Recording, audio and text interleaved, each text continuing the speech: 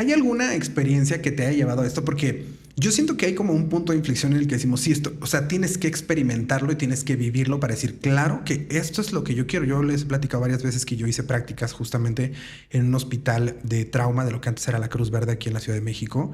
Y recibíamos helicópteros y ambulancias y quemados y atropellados y, ¿sabes? Como estas urgencias que son muy rudas. Que por supuesto no es que disfrutes, por supuesto, lo que le pasa a la gente, No. sino hacer todo lo posible para que el paciente salga de la situación en la que está. Y de verdad yo sentía como mi cerebro se desconectaba de la realidad, o sea, Sí, es que de eso todo lo que estaba pasa. pasando alrededor. Entonces, ¿tienes alguna experiencia que tú recuerdes que es que ahí fue el momento en el que yo dije, las urgencias son lo mío? Mira, sí. ¿Qué crees que fue una experiencia no tan buena? Porque pues ves que en las urgencias pasa de todo, justo de todo. Entonces, yo recuerdo que llega un paciente, como fueron de los primeros días que yo estuve ahí, llega un paciente privado de la libertad. Ok. Llega en la típica camionetita esta que está toda cerrada de metal y Claro, todo. claro. Y pues yo desde ahí fue una impresión, ¿no? Porque dije, pues, ¿qué pasa? Yo nunca había visto eso. Entonces, pues, lo pasan, pero venía mal, chocado, o sea, un paciente mal, que ingresó al área de choque. Entonces, yo ahí, pues, obviamente eran mis primeros días, no pude como tal abordar al paciente, porque, pues, lo primero es ver qué se hace, qué esto, y ya después, pues, entrarle, ¿no? Y me acuerdo que ya lo habían estabilizado y de repente vuelve a caer en paro. Y pues todos, ¿no? Ves cómo se juntan todos, los residentes, los médicos, todos los enfermeros. Y veo cómo empiezan con los ciclos. Y desde ahí yo dije, bueno, pues todo, yo presencié todo, ¿no? Empiezan con los ciclos, los medicamentos, etcétera, etcétera. Pero lo sacan de uno. Apenas no pasaron ni 5 minutos y vuelve a caer en paro. Entonces otra vez ya no pudieron sacarlo. Lo traumante fue cuando el médico dice quién va a dar la noticia. ¿Quién va, no? Pues el adscrito.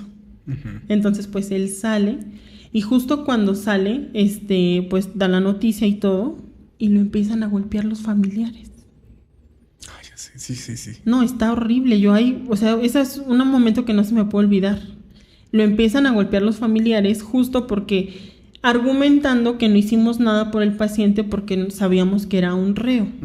Cuando, o sea, es que de veras, tú me entiendes, ¿no? Completamente. Adentro del área se hace hasta lo imposible, no de veras, o sea, cosas inhumanas para que el paciente esté con nosotros. Entonces salen, lo empiezan a golpear entre la esposa del paciente y el papá, creo. Lo empiezan a golpear y todo, y salen los guardias, pero pues los guardias no tienen arma, Claro. o sea, no tienen cómo defenderse, ¿no? Solamente están, pues, su persona, su integridad. Y pues trataron de quitarle al médico y todo. Y justo cuando entramos, lo primero que dijo el médico fue expediente bajo llave. Nadie lo toca. Nadie. Ni hojas de enfermería ni nada. Él tenía una secretaria y es quien pone el expediente bajo llave y dice, bueno, no te miento, a los 2 días llegó la demanda. Demandaron al instituto. Wow. Y sirvió de mucho que ese expediente estuviera bajo llave, porque si a lo mejor alguien quisiese ayudar maquillándolo, etcétera, pues pudo haber perjudicado a muchas personas. Sin embargo, no está nada más que lo que se hizo y ya, no se necesita más. Fíjate que yo pienso que yo no trabajo de manera directa ahorita con alguna institución. Yo trabajo de manera independiente, incluso mi práctica profesional en enfermería es completamente independiente en las cirugías. Pero yo pienso que yo regresar a un hospital, siento que hay varios protocolos que no conocemos, ¿no? Como esta onda de qué va a pasar con el expediente, qué pasa si un paciente se pone así. A mí sí me tocó atender pacientes que salían de algún reclusorio, pacientes que estaban privados de la libertad. Y el protocolo es muy estricto, eso sí me acuerdo, que era Claro. no puedes hablar con él, siempre hay guardias afuera. Cuando tú lo estás atendiendo, siempre hay un guardia que está contigo mientras lo estás atendiendo y de verdad no puedes cruzar palabra con él, excepto las cosas que nuestra ética marcan, como decirle tu nombre, avisarle qué vas a hacer, etcétera, etcétera, ¿no?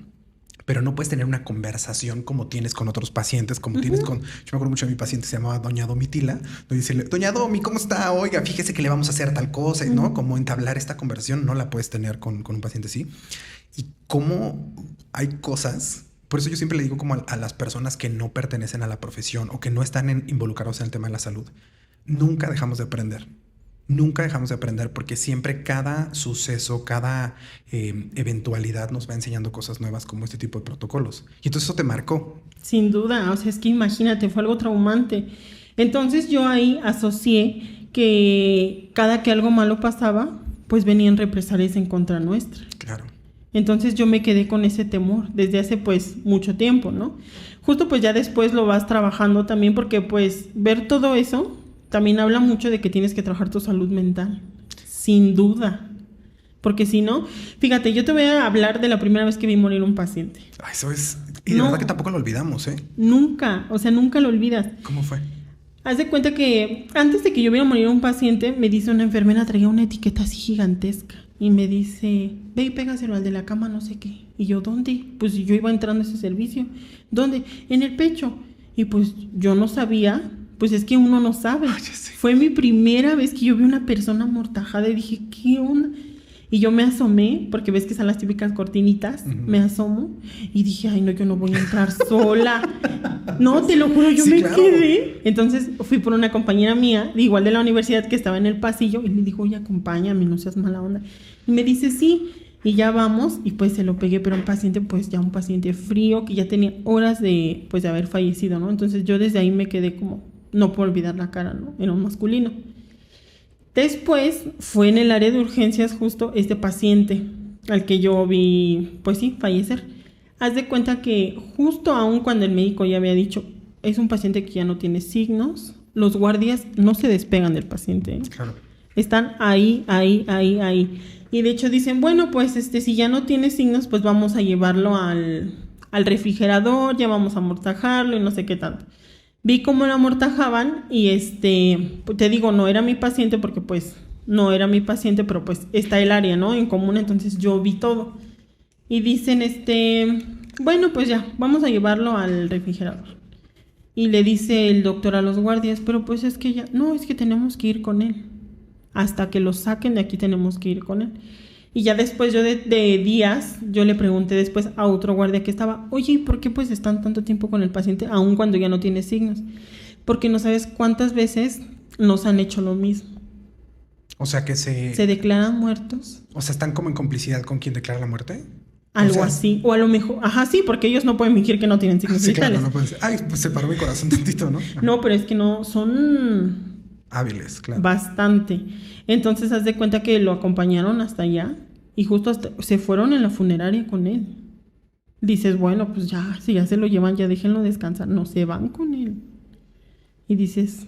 Entonces en este hospital te tocó atender a muchas personas privadas de la libertad, o sea, como que era el hospital al que llevaban. ¿Hay algún reclusorio cerca? Sí. Ah, ok. Es justo por eso que los llevan ahí. Y como es un instituto que no pertenece a las personas que tienen seguridad social, pues atiende a la comunidad, bueno, a la población en común, en general. Entonces, pues llegan todo ese tipo de pacientes. Sí, esos hospitales dejan mucha enseñanza, o sea... No es algo que nosotros decidamos, ¿eh? O sea, el tema de a dónde van los pacientes nosotros no lo decidimos, pero para la parte de aprender, esos hospitales son muy buenos porque atienden a la población en general. Hay personas que vienen incluso de otros estados y hay una especialidad que los puede atender. Sí. Viajan de otros estados para atenderse en ese lugar y entonces conoces también otro tipo de padecimientos y dejan una gran enseñanza. Y supongo que atender pues a pacientes privados de la libertad también deja una gran enseñanza en cuanto a carácter, no solamente en cuanto a las cosas de la salud, sino también en cuanto a carácter, en cuanto a control de las emociones, etcétera, ¿no? Es que no es fácil. ¿Qué crees? Que al principio uno va pues inocente, ¿no? Y deja que todo le digan y haces, bueno, sí, está bien, tú haces todo. Pero el tiempo, las experiencias y todo te forjan un carácter que no es que ya no sientas que los pacientes se van si están o no mal, sino que simplemente aprendes a trabajar tu salud mental. O sea, dices, no puedo deprimirme cada vez que un paciente se va. No puedo estar mal yo. Sí, y justo también aquí hemos platicado, no se trata de que seamos fríos. Evidentemente nos volvemos un poco... yo no diría que insensibles, sino que justo no podemos cargar con todo el sufrimiento de todas las personas porque entonces nosotros acabaríamos súper tronados. Entonces tenemos que decir, bueno, pues aquí se acabó la atención de este paciente porque lamentablemente perdió la vida y entonces pues damos la vuelta y tengo 18 pacientes más que atender que sí están vivos y que tengo que darles lo mejor de mí.